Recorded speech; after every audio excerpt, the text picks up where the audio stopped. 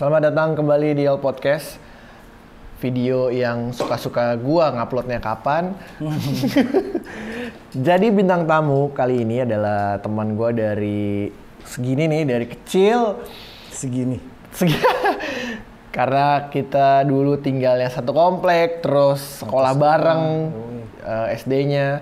Sampai akhirnya sekarang ketemu lagi dan dia sekarang udah jadi tato artis di lokal, tapi bisa bermain juga, bekerja juga di luar negeri. Eric Diamond. Oke, terima kasih yang udah nonton. Jangan lupa di subscribe. Oke, jadi nama teman gue ini adalah Eric Diamond. Kenapa namanya Eric Diamond? Karena emang lu terinspirasi dari bentuk berlian? Atau ada filosofi karena lu nato diamond di muka lu? Gua nato diamond di muka gua setelah gua pakai nama Eric Diamond. Oke. Awalnya gua melihat suatu diamond itu adalah suatu batu yang memang ditempa begitu lama dan akan menjadi suatu hal yang berharga, men. Yoi. Ilmiah nih. Terus? Nah iya, makanya gua ambil Eric Diamond karena menurut gua tempaan hidup, tempaan kehidupan itu adalah proses di mana lo akan menjadi berlian. Ngerti gue filosofi. Oke. Makanya dari situ lo memutuskan gue pakai nama Diamond di belakang nama gue untuk sebagai nama panggung. Nama panggung gue. Oke. Berarti udah berapa lama tuh? Eric Diamond itu udah lama banget, men. Udah lama banget. Jadi tuh sebenarnya dari Ericnya aja bukan nama gua kan. Iya. Christabel. Christabel banget. Alfonso. Iya, nama asli gua tuh Christabel Caesar Alphonse.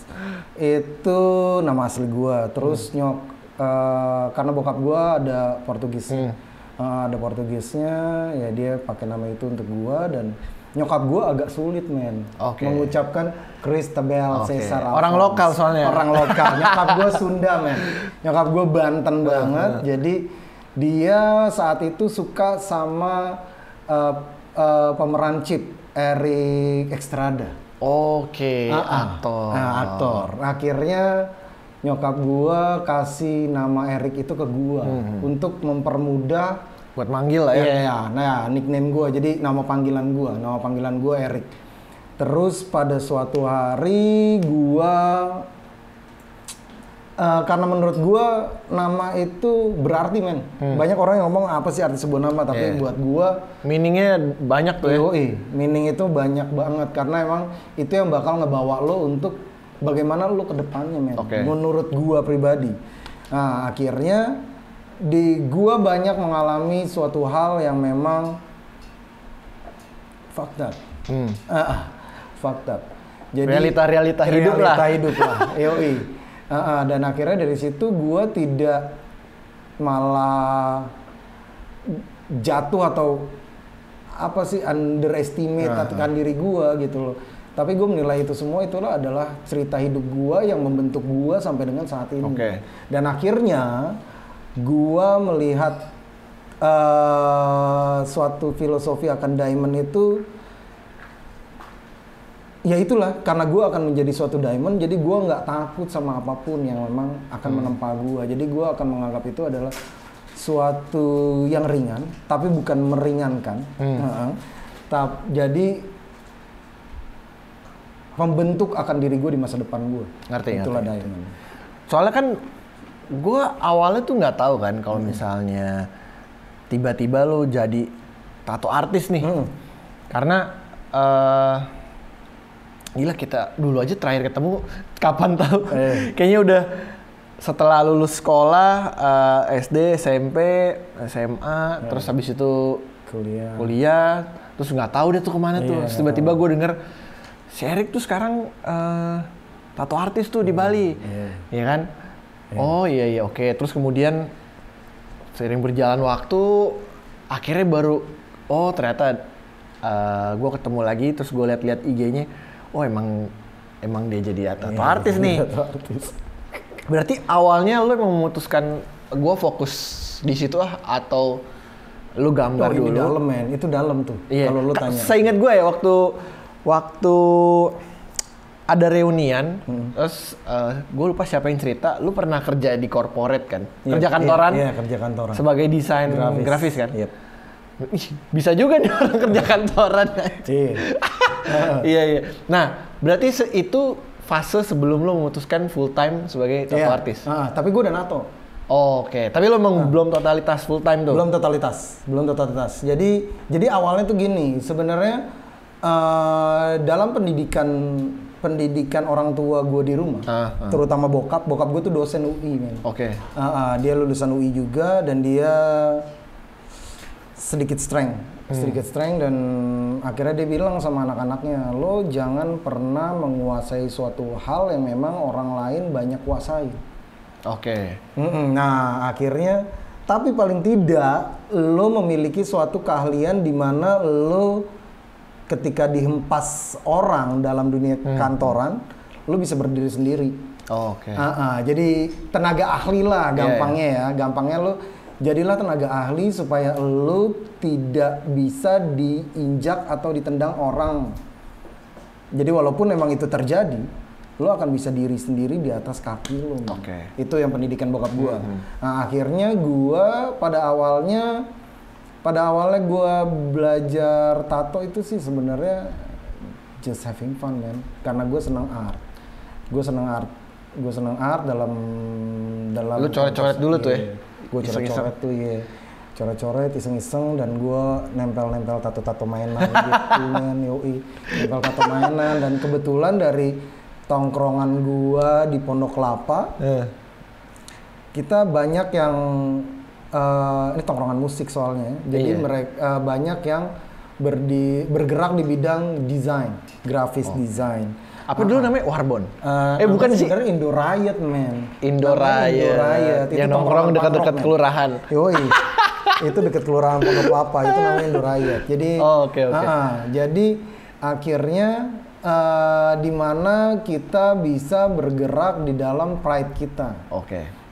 Jadi akhirnya desain lah anak-anak ngambil. Nah dari desain kita bisa bikin desain sendiri ya karena emang tongkrongan musik dan lebih spesifiknya lagi tongkrongan punk rock men. Tongkrongan punk rock. Saat itu kita terbentuk dari idealis. Yang dimana dengan kata DIY lah apalah itu filosofi punk rock lah ya. Filosofi punk rock. Akhirnya kita membuat diri kita ini bisa memproduksi suatu hal yang memang bisa membentuk suatu pasar men.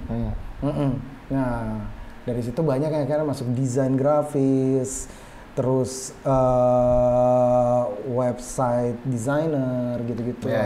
Iya, dan pada saat itu akhirnya gua salah satu yang pingin coba masuk negeri saat itu di ITB. Akhirnya gue merantau lah ke Bandung. Oke. Tapi sebenarnya gue tatoan udah SMA sih. Iya, jadi waktu gue SMA gue tatoan dan itu ketahuan sama bokap nyokap. Bokap gue salah satu orang yang strength yang tadi gue bilang dan terus dia bilang sama gue punya rules men. Lo kalau lo mau tinggal sama gue punya rules, ikutin rules gue. Tapi kalau lo punya jalan hidup lo sendiri, lo get out dan buktikan sama gue, lo bisa hidup. Nah di situ akhirnya bokap gue nanya, terus lo mau apa? Gue jawab ya, gue mau cabut. Gue cabut lah dari rumah. Akhirnya gue mencoba untuk masuk ITB di Bandung. Di tahun pertama gue gagal men. Akhirnya gue nggak boleh pulang sama bokap. Gue nggak boleh pulang sama bokap gue. Ya akhirnya di situ timbul lah naluri-naluri gue untuk survive lah. Iya dong. Model lo udah survival nih. Kalau lo udah cabut nih. Udah cabut nih. Mau udah harus nyemplung sekalian. Betul, gue harus nyemplung, gue harus kuyup seadanya. Iya, ya udah akhirnya di situ gue mencoba untuk menghasilkan suatu uang, ya kan? Ya, akhirnya gue desain lah, gue sebar lah di Bandung itu waktu itu masih timbul-timbulnya yang airplane gitu distro-distro. Iya. Terus ada distro-distro kecil ya itulah yang gue garap desainnya. Nah terus makin kesini banyak desainer-desainer yang memang nyerahin juga. Dan gue bukannya gue tidak mau berkompetisi, tapi gue mau membuat kelas gue sedikit eksklusif, jadi seakan gue tidak perlu kerjaan itu. Yang akhirnya gue timbulkan kerjaan lain. Akhirnya gue nato. Jadi di saat ini nggak masuk harga, gue bilang lo cari media yang lain. Gue cari media yang lain. Nah itu akhirnya gue, tapi dengan gue menolak itu, gue tetap punya pemasukan lain. Nah disitulah akhirnya gue menjadikan tato itu adalah salah satu pemasukan sampingan gue. Yang akhirnya di tahun 2009 itu gue ketok palu untuk oke lah, kayaknya kantoran gue nggak terlalu cocok men. Udah lo totalitas saya lah. Akhirnya gue totalitas lah, karena emang kantoran gue harus mengiyakan yang tidak. Sebagian kantoran gue harus mengiyakan yang tidak dan mentidakkan yang iya. Gue nggak cocok tuh untuk itu. Nah ya sudah, akhirnya gue ketok palu untuk oke gue coba. Gue mau bergerak di atas kaki gue sendiri dan akhirnya gue ambil tato lah. Dulu kok nggak salah ya, namanya Candlelight. Iya, Candlelight. Iya, itu juga penubukan filosofi nih. Karena menurut gue, kenapa tuh? Candlelight saat itu namanya Candlelight Tattoo by Eric Diamond. Candlelight Tattoo itu kita Indonesiain kan cahaya lilin ya. Cahaya lilin itu yang dimana cahaya yang berawal dari api, tapi di saat ditemukan lampu, lilin itu masih tetap digunakan, men. Oke. Iya gak? Iya, nah itulah yang kayak mau secanggih apapun lampu lo, ketika mati blackout, lo akan tetap nyari lilin. Lo nggak akan bikin api unggun, men. Iya kan? Iya, jadi cahaya lilin yang akan lo cari. Dimana dia tidak akan mati walaupun masanya redup, tapi dia tidak akan hilang cahaya lilin itu. Itulah yang gue ambil buat saat itu gue punya studio. Nah, gue punya studio yang akhirnya gue ambil itu, dan alhamdulillahnya sampai dengan sekarang karir gue nggak mati. Amin. Nah, gitu. Waktu lu memutuskan, gue kayak harus buat studio sendiri nih. Lu itu di mana? Yang di Lampir itu kan? Bukan? Yang pertama di Duren Sawit, Jakarta Timur. Duren Sawit gue bareng Siksa Kubur, bareng sama manajernya Siksa Kubur, dan dia punya tempat dan ada satu space yang akhirnya gue sharing profit tuh di situ. Ya akhirnya gue tempatin itu dan sharing profit. Di situ dimana gue pertama kali mengenalkan nama gue, Eric Diamond itu. Rata-rata lu masih inget gak nih? Dalam sebulan lah, itu ada beberapa klien yang datang. Untuk pertama atau saat ini? Untuk awal-awal. Untuk awal-awal. Ketika lo pertama ngelangkah nih, wah pasti nyari klien nih lumayan PR nih, karena kan lo baru mulai. Betul. Iya, kalau itu saat gue pertama gerak, ini kita ngomonginnya bisnis nih, kan? Ya, kita ngomongin masalah bisnis. Di situ gue tidak melihat suatu kerjaan gue harus dinilai besar. Tapi di situ gue melihat nama gue harus dikenal, men.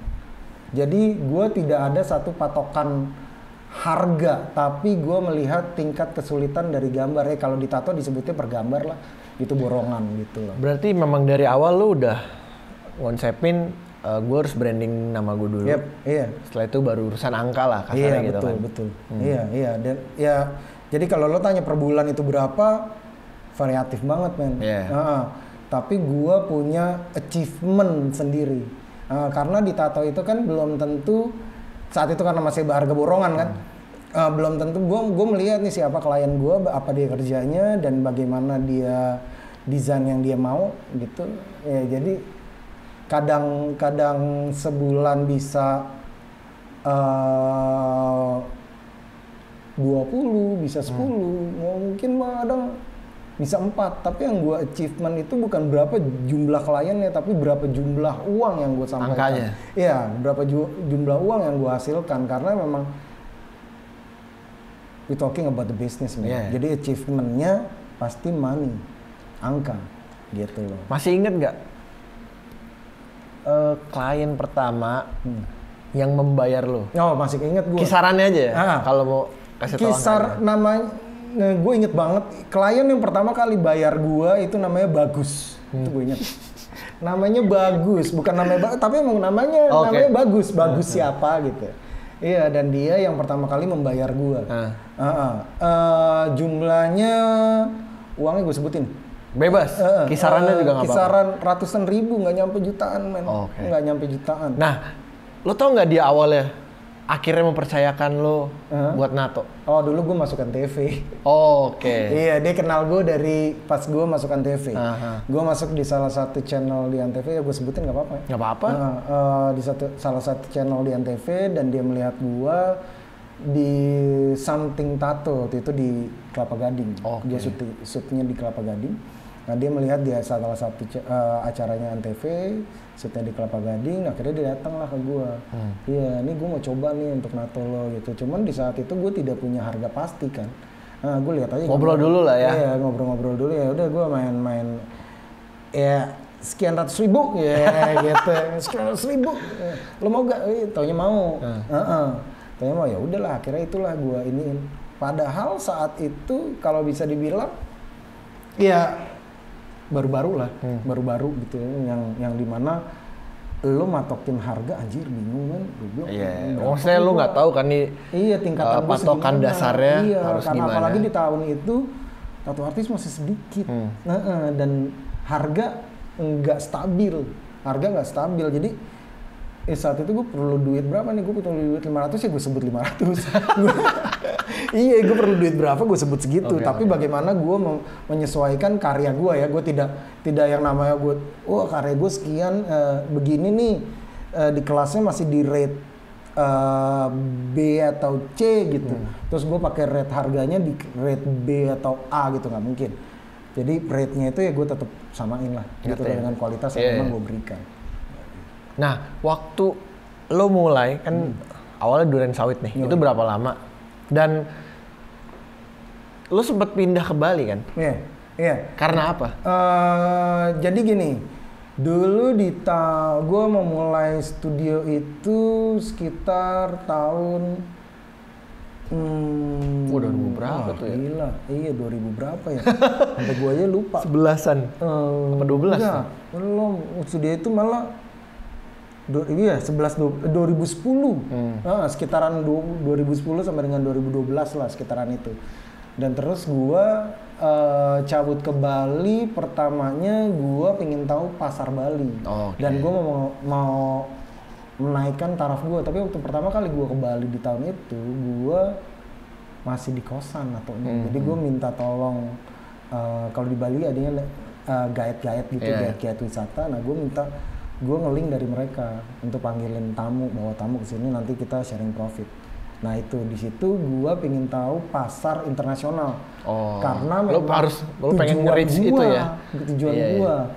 Tujuan gue harus go internasional gitu. Jadi dan kalau gue mau go internasional, apa yang harus gue lakukan? Kan ada anak tangganya tuh. Nah, paling pertama gue harus tahu itu bagaimana apa yang diinginkan dan dibutuhkan pasar luar. Nah, kebetulan di Indonesia itu salah satu tempat yang memang banyak wisatawan luarnya, Bali.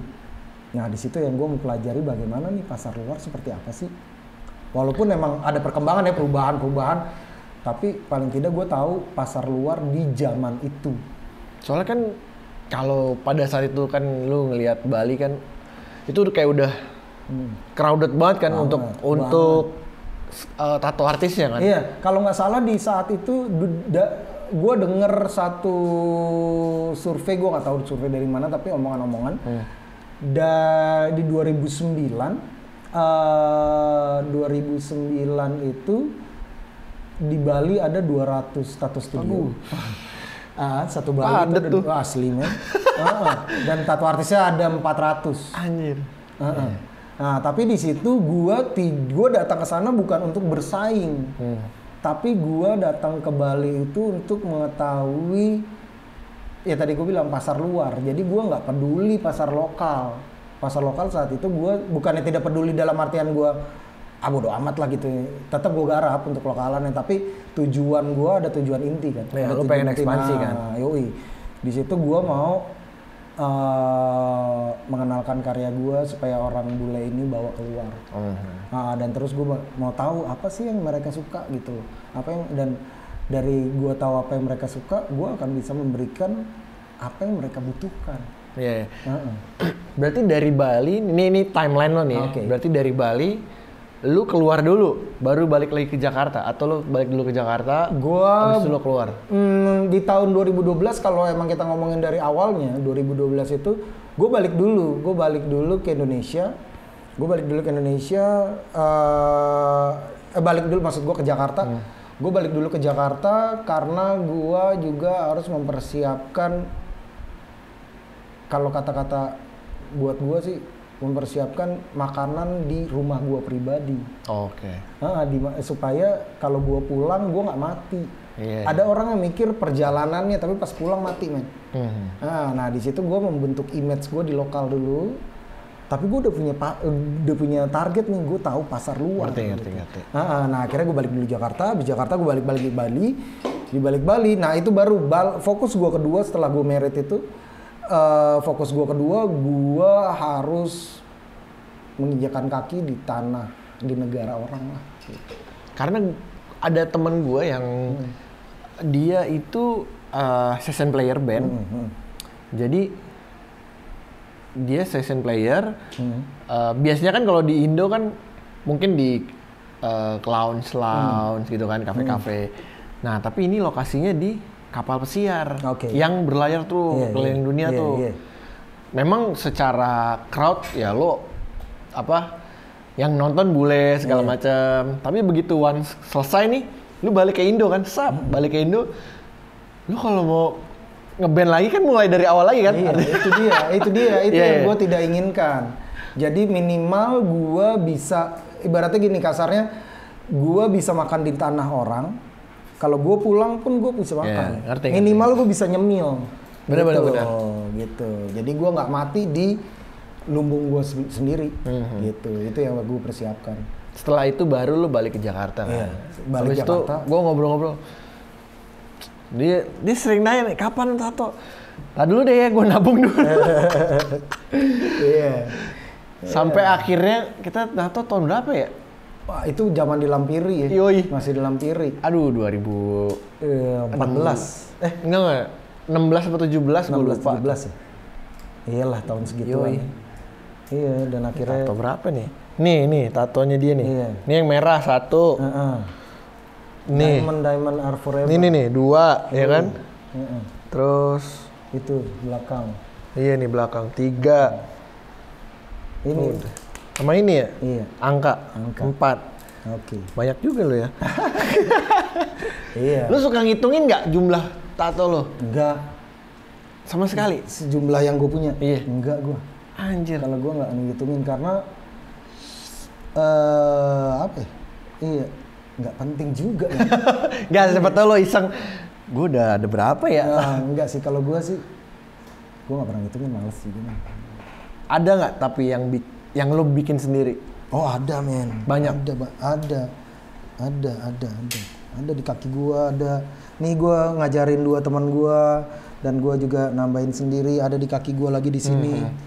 Ada lah, pastinya lah. Ya namanya. Iya. Emang kan lo harus aplikasikan ke badan lo sendiri. Nggak ada keinginan sih, orang ya pikiran gila aja, tiba-tiba aku coba gitu.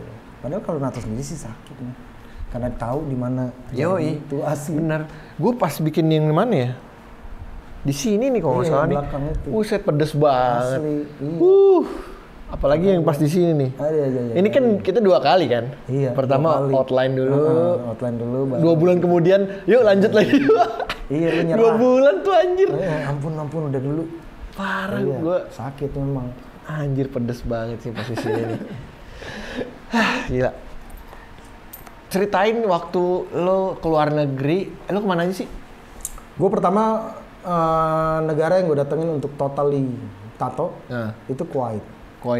Nah itu berarti lo ketemu sama kliennya di Bali? Atau gimana? Kontak langsung dari Kuwait. Berarti dia yang udah lihat lo nih ya? Iya, yang dimana gue memang tujuan gue saat itu kan, iya sampai dengan sekarang sih, lo bisa bisa pajang karya lo di sosial media, dan sosial media itu letaknya di internet itu terhubung sama dunia. Pasti. Ya udah, akhirnya di situ gue benar-benar fokus aja, gue sebar kemana aja sosial media yang ada. Dan akhirnya gue nggak tahu, gue juga pertama dapat emailnya juga, ini orang bercanda gitu. Iya kali gue. Biasanya kan kayak gitu-gitu suka scam kan. Iya, ini orang bercanda nih kan. Dan terus akhirnya gue minta WhatsApp nih, kalau emang lu serius gue minta WhatsApp lo, gue bilang gitu. Ya udah dikasih WhatsApp, anjir beneran gitu, dan yang negara Arab men. Ya nowhere lah. Biasanya kan Aussie, ya kan, Amerika gitu-gitu. Amerika gitu, dan ini yang manggil gue negara Arab men, negara Kuwait. Anjing. Iya, yang dimana yang pastinya pemerintahannya kan hukumnya pakai hukum agama, Muslim sekali. Iya, dan ini si klien ini dia kerjanya apa? Dia bukan klien, dia adalah owner. Dia langsung owner tattoo studio. Yoi, di Kuwait dia langsung owner tattoo studio yang manggil gue, yang akhirnya gue bilang anjir apa ini anjing, gue harus ke tanah Arab, dan di situ saat itu lagi ngetop-ngetopnya dengan ISIS ya gak sih, gila lo, gue anjing bener gak nih ya kan, gue minta WhatsApp lo lah, gue bilang gitu ya. Dia akhirnya dia kasih WhatsApp dia, ya udah gue kontak gini, dan ternyata pas gue akhirnya cari tahu tentang negara Kuwait itu negara yang memang mata uangnya paling besar di dunia men. Di tahun 2019 43.000 satu Kuwait dinar. Ya udah akhirnya gue jalan lah, mau itu ada ISIS kan, bodoh amat. I don't fucking care about that man. Yoi, karena emang tujuan gue ya udah, gue harus, yang pertama gue harus dikenal di negara orang ya, dan kedua gue harus mendapat, nah ini baru nih, yang kedua gue harus mendapatkan uang, karena gue pertamanya gue tidak tahu ini bener gak nih yang gue lihat 43.000 men, atau cuma bluffingin doang. Iya, Kuwait dinar gitu. Ya udah, yang banyak orang tato artis, teman-teman tato artis, yang sebagian orang yang ngolok gue gitu ya, anjing lo mau jadi ISIS ya, gue tutup kuping men, gue tutup kuping. Tapi lo kan nggak pernah nginjekkan kaki lo ke tanah di mana mata uang terbesar dunia. Akhirnya untuk administrasinya diurusin sama mereka? Diurusin sama mereka. Nah, dari segala visa, penginapan, gue cuman bayar makan aja. Gue cuman bayar makan, yang lainnya udah yang ngurusin. Berapa lama tuh? Kontraknya 2 tahun. Kontraknya 2 tahun, di 6 bulan gue pulang. Karena gue merasa sudah lebih berharga. Iya gitu. Dan harganya dia tidak bisa menaikkan harga gue. Tapi kan baru 6 bulan. Iya. Ada satu hal sih sebenarnya yang bikin gue pulang. Gue kerja sama orang yang nggak jujur. Ya gue tidak suka atas ketidakjujuran itu, jadi iya, di mana lo ngumpul sama kambing lo akan mengembik, ngumpul sama harimau lo akan mengaum. Nah, jadi gue nggak mau ngumpul sama orang curang, dan gue takut akan menjadi curang. Oke. Karena dari bisnis kalau emang udah curang, nggak bener banget gitu. Iya. Jadi akhirnya gue memutuskan untuk pulang ke Indonesia untuk mencari negara lain. Nah, setelah lu balik nih dari Kuwait, itu ada negara luar lagi nggak yang lu datangi? Gue ke Malaysia, gue akhirnya road tour. Gue tour ke tadinya ada 4 negara. Malaysia, jadi tato trip gitu. Malaysia, Kamboja, Thailand, sama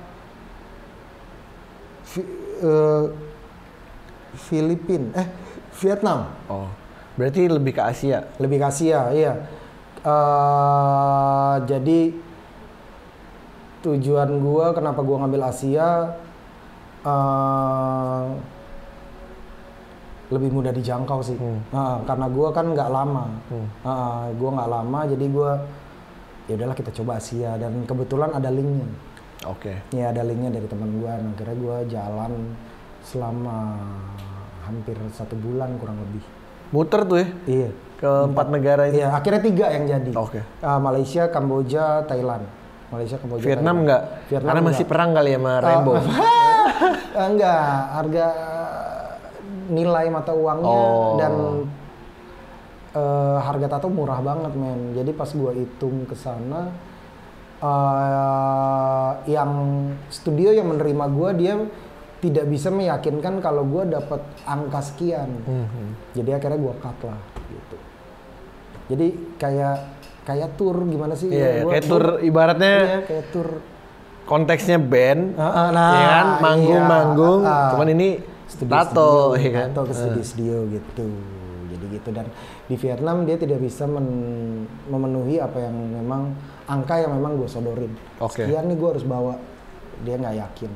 Karena menurut dia, wah kayaknya di Vietnam tatonya paling murah sedunia men, kayak gitu men.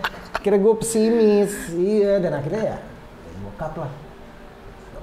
Anjir, tapi ngeri juga sih kalau misalnya dia ngomong paling murah, cuman ya kualitasnya juga ya sama aja. Iya, makanya. Jadi sebaik-baik karya lo, kalau memang bukan dinilai, bukan gue melihat uangnya, tapi ini kita ngomongin masalah tato itu. Saat waktu itu gue jalan itu kan bukan cuman mau memperkenalkan lagi, gue bukannya gue mau memperkenalkan lagi, tapi gue mau menjual hasil karya gue nih. Jadi kalau memang hasil karya lo tidak bisa dinilai setimpal, ya, terus lo pulang susah. Iya, under appreciate lah. Iya, gitu loh. Jadi ya ngapain gue jalanin gitu loh, cuma gitu loh. Jadi bukannya gue menolak, tapi kalau gue nggak bisa pulang, iya gitu loh. Gue kesana malah jadi keluar duit gitu loh. Gue nggak mau gitu. Waktu dulu kok nggak salah lu pernah ngeband? Pernah juga. Iya. Ngeband pernah. Band-bandan. Ya anak band lah ya. Anak band lah. Yoi. Ya kalau band-bandan, kalau band-bandan lebih ke idealis sih. Teman-teman gue lebih menggunakan musik itu just for fun. Just for fun. Jadi akhirnya ya emang untuk menyuarakan suara hati aja gitu loh. Iya. Dan untuk mainstream malah sebenarnya sempat dipanggil musika, sempat dicolek sama musika, cuman temen gue nggak mau ya. Iya. Kalau band kan ibaratnya kayak tangan, kepala, kaki dan lain-lain gitu kan. Iya, jadi kalau kurang satu kayaknya enggak deh gitu. Udah akhirnya ya sudahlah gitu. Dan itu just for fun, dimana gua punya satu media lain selain kertas gua gambar sama kulit. Kertas dan kulit, gua juga punya media lain dalam seni itu untuk menyuarakan suara hati gua. Gitu. Tapi kan ya itu konteksnya musik. Cuman 2 tahun terakhir atau 3 tahun terakhir tuh lu sangat berisik di Facebook. Iya. Gue perhatiin, gila nih, ngomel-ngomel mulu. Iya. Itu sebenarnya niat gue sih baik, walaupun memang mungkin gak semua teman-teman tato artis nangkep baik. Itu gue nggak peduli. Tapi di mana banyak tato artis di lokal, maaf kata nih buat tato artis yang baru-baru memulai gitu. Terkadang mereka nggak sadar diri di mana dia karyanya itu ya maaf kata belum pantas untuk keluar. Tapi dia pantaskan untuk keluar dengan harga minim yang dimana merusak harga yang udah ada yang dimana kita berjuangin nih pakai darah dan keringat. Prosesnya panjang. Iya, prosesnya panjang. Tapi tiba-tiba ada beberapa yang baru keluar, main matok harga minim banget, tapi hasilnya kayak ya apaan? Iya kan gitu, memang belum pantas untuk keluar kan gitu, yang harusnya dia mempromosikan itu lewat teman-teman aja gitu, yang masih pantasnya gitu. Apa mungkin karena jiwa yang udah nih gue ngerasa udah bisa kok, jalan lah. Ego berarti ya? Iya, ego sih menurut gue itu ego. Jadi ya ibaratnya lo belum matang banget ya. Lo lo petik buah yang belum matang, terus lo makan, lo tahu itu buah tidak enak, tapi lo tawarkan keluar dengan harga murah, yang dimana ada sebenarnya orang yang jual buah yang sama dengan kematangan yang beda. Maksimal, dengan harga yang standarisasinya yang apa ya, yang masuk akal lah gitu loh, yang masuk akal, yang pantas dengan harga buah matang. Tapi dia menjual buah-buah yang tidak matang ini keluar, yang akhirnya menjatuhkan harga buah yang matang. Kita nggak ngomongin masalah konteksnya rujak ya, gitu loh. Kalau memang konteksnya rujak, ya itu beda lagi. Tapi ya ini kan analoginya. Iya, analoginya seperti itulah gitu loh. Yang mana dia mengeluarkan suatu produk yang memang tidak pantas untuk keluar, tapi menjatuhkan harga yang memang sudah ada. Tapi bukannya prinsip ekonominya ada juga kayak gitu? Maksudnya ya dia tahu dan sadar diri kualitas produknya mungkin kurang, makanya dia bermainnya di harga. Iya, itu emang benar, Tapi kalau memang dia, ya ibaratnya gini loh men, dia berjualannya di pasar, oke lah. Tapi dia menyelipkan ini ke supermarket yang dimana kita semua nih yang udah di tempat, ngerti. Yang di tempat, tapi dia menyelipkan itu gitu loh. Yang padahal dia kan salah satu komunitas dari kita juga. Iya. Berarti segmennya harusnya udah ada masing-masing. Iya. Dan ada kelasnya masing-masing. Betul. Cuman dia tetap mau coba trying to naik level dengan produk yang seadanya. Next level. Tanpa ada kesadaran diri akan produknya. Sadar produknya ini masih seadanya lah. Gitu loh. Ini nih pasarnya tuh di kelas, misalkan di kelas C lah, gitu. Jangan dia pasarin produk dia ke kelas B, walaupun memang kelas B itu mau, tapi kan itu jadinya dan hasilnya tidak puas gitu. Image tato lo yang jelek gitu loh. Keseluruhan ya? Iya, keseluruhan gitu loh. Ternyata ini tato artis, dan akhirnya akan timbul ketidakpercayaan terhadap tato artis lain. Gitu loh. Dan akan menurun, jadinya ada perbandingan yang memang tidak pantas untuk dibandingin. Iya. Karena kan gitu produknya juga jauh hasilnya. Iya gitu loh. Jadi menurut gua yang kayak gitu itu yang harus ditegur lah, ditegur dan diarahkan lebih tepatnya. Dibina dan dibimbing. Ya. Kalau memang tapi apa lo akan membina? Pertanyaannya kan gitu kan, lo bersuara, mengkritik dan bla bla bla bla. Apa lo akan mengajarkan juga? Iya, apa lo akan memberikan ilmu lo gitu ya? Lo akan sharing ilmu lo? Lah kenapa enggak? Kan mereka cuma denger suara-suara gue doang. Kenapa lo nggak ngomong langsung ke gue? Kalau memang lo perlu, gue tidak merasa diri gue hebat, tapi paling tidak I'm better than you. I will give you my best gitu loh kan. Gue akan memberikan yang terbaik apa yang bisa gue berikan kepada lo, dan lo akan, dan dari situ juga gue yakinin lo pasti akan menambah level karya lo kan gitu. Pelan-pelan pasti bakalan naik kelas juga kan. Dan gue akan membantu pastinya dong. Gue akan membantu, walaupun memang gue pun juga ya gue nggak bilang gue tidak perlu dibantu, tapi gue juga ya pasti ada yang atas gue lah kan gitulah. Dan gue tidak menutup pintu untuk orang-orang membantu gue, malah gue kadang mencari pintu yang terbuka untuk orang membantu gue. Gitu aja. Nice. Nah, sampai akhirnya lo udah berkarya 10 tahun ada kali ya? Ada lah, lebih lah. Belasan ada. Sampai akhirnya lo udah 10 tahun nih jalanin. Berarti kan ada dukungan dari orang-orang terdekat yang mungkin gue yakin banget awalnya pasti kayak underestimate lah. Pasti. Standar. Temen deket gue aja pernah ada yang ngomong, apa lo bakal jadi tato artis terus gini?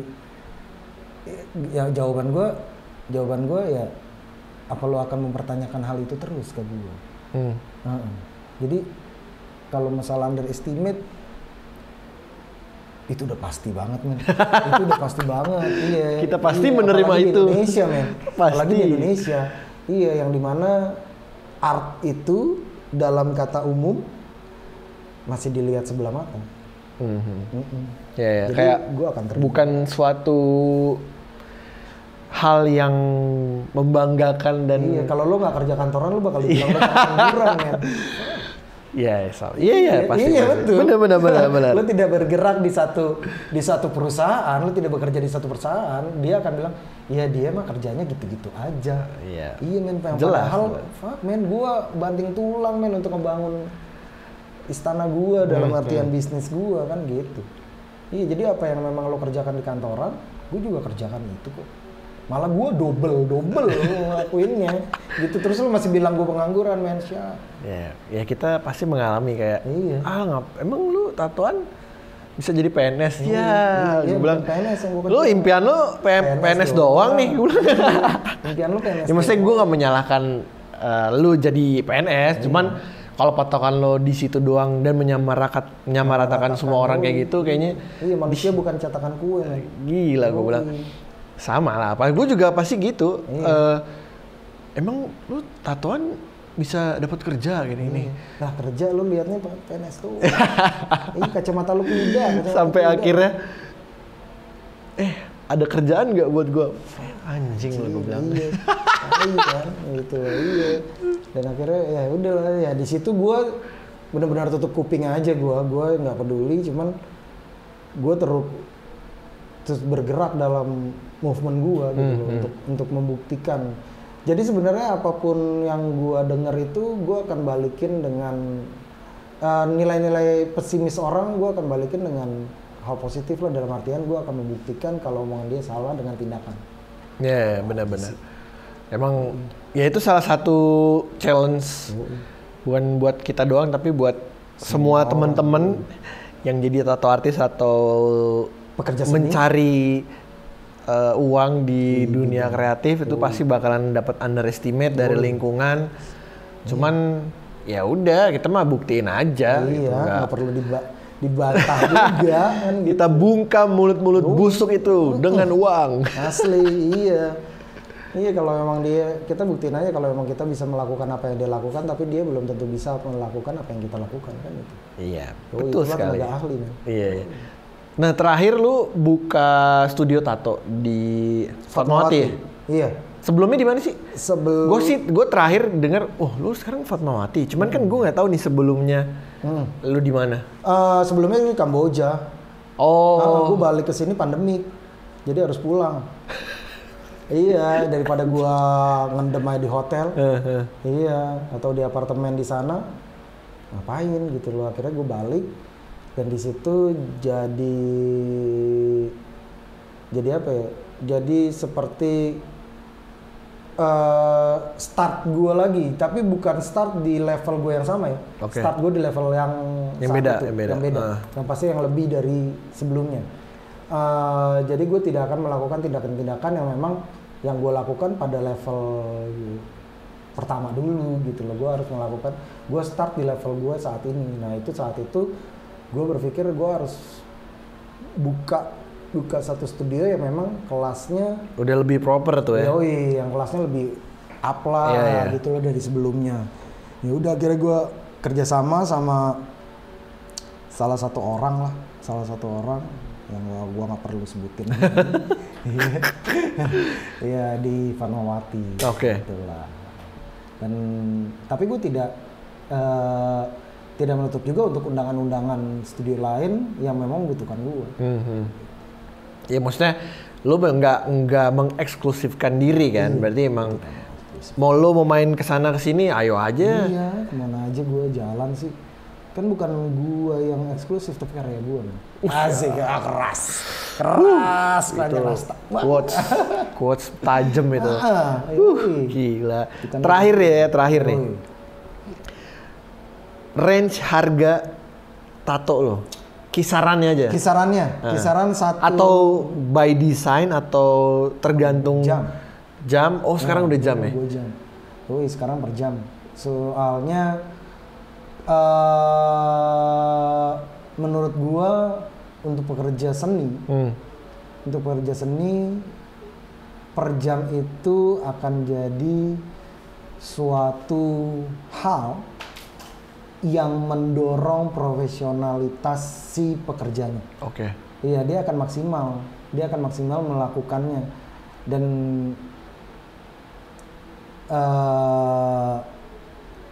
ya karena dia dibayar per jam, seharusnya si artis akan memiliki, oh gila gue dibayar per jam, dia punya pressure untuk melakukan. Ada yang memacu dia buat, oke, gue harus profesional. Iya, gue harus profesional dan gue harus mengerjakan suatu hal ini menjadi maksimal. Iya, itu yang per jam tuh ya berarti ya. Estimasi rate ya. Estimasi rate langsung aja di titiknya ya. terserah. Gua per jam gua 1.350.000 per jam. 1.350 per jam. 1.350. Tapi kan kalau untuk ada klien datang nih, set ya kan. Ngobrol-ngobrol, konsul ya kan, pilih-pilih gambar, eksekusi nih. Eksekusi kan pasti lebih dari sejam dong. Itu ya kan, minimal 2 jam berarti ya? Ya minimal 2 jam. Oke. Minimal enggak juga sih, kalau line work doang. Oh iya sih. Bisa lebih dari, kurang malah dari sejam. Tapi tetap hitungannya sejam? Sejam. Kalau memang sejam awal akan dimasukin dalam hitungan sejam. Untuk misalkan 1,5 jam, ya itu kita akan kenain 1,5 jam. Gitu nggak? Oh, I see. Iya, jadi hitungannya kayak gitu. Gitu. Lumayan juga nih sejam. Iya, tapi gue tidak menutup diri dengan harga segitu aja sih. Jadi gue masih kadang di sebulan sekali ada schedule di mana gue ada promo. Oke. Nah, di mana dalam 1 bulan gue harus memanjakan klien gue untuk mendapatkan harga yang spesial buat mereka. Karena menurut gue bisnis tanpa klien nothing, nggak jalan lah kita. Nggak jalan lah, iya, makanya di situ gue akan memberikan apa sih? Ya service lebih. Iya, service lebih dengan cara ya diskon atau ya harga-harga spesial lah, di mana itu yang gue buat dalam mungkin dalam 1 bulan 4 minggu, 1 minggunya gue buat harga spesial. Gitu, yang dimana lo pada pingin nato ya lo harus pantengin di mana Instagram gua. Instagram gua di mana gua bakal buka promo harga-harga spesial. Gitu. Jadi lo jangan terpatok dengan 1,3-nya. 1,3. Jangan dilihat dari angkanya. Jangan dilihat dari angkanya, karena lo datang nato, lo pasti bukan mau tato yang cuman tato gitu. Nggak ada meaningnya. Iya. Meaning itu sebenarnya menurut gue pribadi meaning itu jadi salah satu apa sih namanya, nilai lebih, apa namanya, ada value lah, value tambahan. Iya, itu adalah value gitu loh, yang dimana lu akan melihat cerita hidup lo di dalam karya-karya yang memang dilakukan sama seniman tato ini kan gitu. Jadi bisa punya satu kebanggaan lah, dan gue punya hashtag namanya Tattoo with Pride. Oke. Iya. Makanya gue waktu mau nato gue ngobrol dulu kan. Ini enaknya gimana, terus ini meaningnya apaan gitu kan. Jadi emang bukan asal pilih gambar, kayaknya cocok deh di posisi sini nih. Iya, jadi kalau emang lo semua yang mau nato sama gua gitu, lu cukup cerita aja, datang lu cerita sama gua akan bikinin gitu. Jadi lo bayar 1.350 itu, lo all in dapat semua, lo nggak perlu mikir, men. Gua akan service lo dari mulai ide. Iya, jadi lo cuma ngomong, terus lo kasih ide, dan itu kita akan kolaborasiin ide gua dan ide si klien, yang akan menjadikan satu desain yang memang full of meaning, gitu loh, full of meaning about the client's life gitu loh. Jadi itu yang gue sebut tattoo with pride. Jadi tato lo itu punya satu kebanggaan yang dimana lo punya cerita hidup lo yang lo bawa-bawa sampai lo mati. Iya benar. Karena kan itu udah melekat seumur hidup kan. Iya. Jadi emang benar-benar mesti dipikirin bener-bener 1000%. Dan gue akan bantu lah semuanya, gue akan servis sampai dengan tato itu jadi. Gitu. Yang dimana gue 1350 itu gue udah memberikan free konsultasi, yang dimana ada sebagian tato artis di Indonesia ataupun di luar Indonesia yang ngenain charge dan free design yang dimana juga begitu, luar atau dalam negeri mengenakan charge itu di gua udah free. Terus free aftercare, free tato aftercare yang dimana kalau memang kita memberikan free tato aftercare, berarti kita sebagai tato artis ini punya tanggung jawab untuk merawat.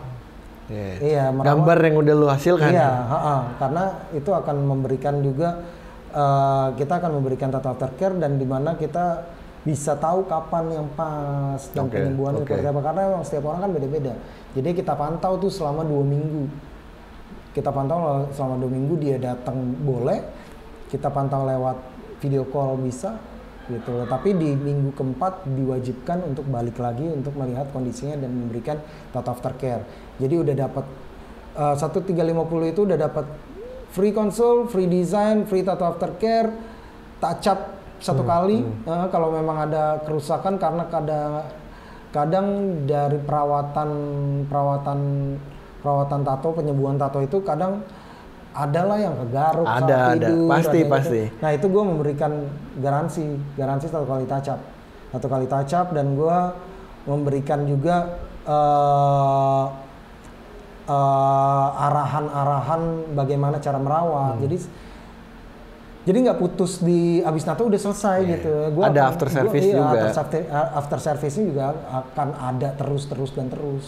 Dan orang-orang yang biasa datang ke gue, suatu saat gue ada promo, itu yang gue akan berikan lebih dulu. Dibanding orang yang lain gitu, yang belum pernah gitu. Next plan lu ke depan nih, ada apa aja? Next plan gue untuk saat ini di tahun ini. Ya boleh tuh. Udah mau akhir tahun. Ya udah. 2022 berarti 2022 gua apa ya? Kalau plan gue sama sih sampai dengan saat ini ya masih gua kepikiran sama seperti plan-plan gue di tahun-tahun sebelumnya. Yang dimana gua harus menaikkan kualitas karya gua. Terus menaikkan kualitas service gua ke klien, dan gua harus menyelipkan nama-nama gua di negara-negara yang memang belum gua samperin. Berarti emang lu udah ngelis tuh ya negara mana yang gua incer nih, ya kan? Ya udah gua list, dan itu gua akan terbang ke sana. Pasti setelah pandemi selesai. Erik akan tur kembali dengan tatonya. Nggak ada yang nyangka tuh, yang suka-suka nanya, lu gede mau jadi PNS ya? Anda bisa nggak tur dengan tato? Iya, dengan uang sendiri. Tanpa uang sendiri maksud tanpa uang sendiri lagi. Semua akomodasi udah dibayarin. Kalau lu kan paling cuman berharap, liburan ya, paling. Ya lu kan dibayarin negara paling. Liburan paling. Itu PNS dibayarin negara. Liburan kemana nih ya? Puncak lah, Bandung. Gue liburan dapat duit banyak. Gitu. I wanna holiday. I wanna get the holiday forget the fucking money. Iya, makanya jangan pernah meremehkan orang-orang yang memilih jalan hidupnya sendiri. Karena belum tentu yang lo jalanin itu lebih baik dari apa yang orang lain jalanin. Iya, betul sekali. Itu masyarakat, khususnya masyarakat Indonesia, lo harus buka mata. Lo harus buka mata, men. Karena emang apa yang lo lakukan belum tentu bisa gue lakukan, begitu juga sebaliknya apa yang gue lakukan belum tentu lo bisa lakukan. Jadi hargain, men, apa yang memang keputusan seseorang untuk mengambil jalan hidupnya, men. Betul. Jadi terima kasih buat teman-teman yang udah nonton video ini. Udah berapa lama Pak Pius ya? Hampir sejam. Hampir sejam loh, nggak berasa loh ngobrol. Sambil minum kali ya nih, boleh juga diminum. Nih ciu. Ciu, Mbak. Jadi thank you buat kalian yang nonton. Pesan-pesanan terakhirnya, kalau misalnya mau nato tetap harus dipikir baik-baik gambarnya, terus konsultasi dulu, pilih tato artisnya yang kira-kira oke, bukan kira-kira oke sih, yang harus oke, dan tempatnya juga harus bersih, ya kan? Apalagi kalau tempat. Dan harus di Eric_Diamond. Lo harus bisa cari gue di itu. Harus sama Eric tatonya. Nggak apa-apa kan. Pertama-tama lo harus sama gue dulu lah. Kalau lo nonton dari awal pasti udah tahu kan portfolionya, ya kan? Dari Indo terus keluar, ya kan? Terus ke Asia, tahun depan mau tour lagi. Iya, follow Instagram gue di ERICK_Diamond. Nah, lo bisa lihat di situ profile gue, dan lo bisa lihat juga karya gue di situ. Oke, sip. Thank you buat semua yang udah nonton. This is Vidiol dan Eric signing out. Udah ya, selesai ya. Oke, see you.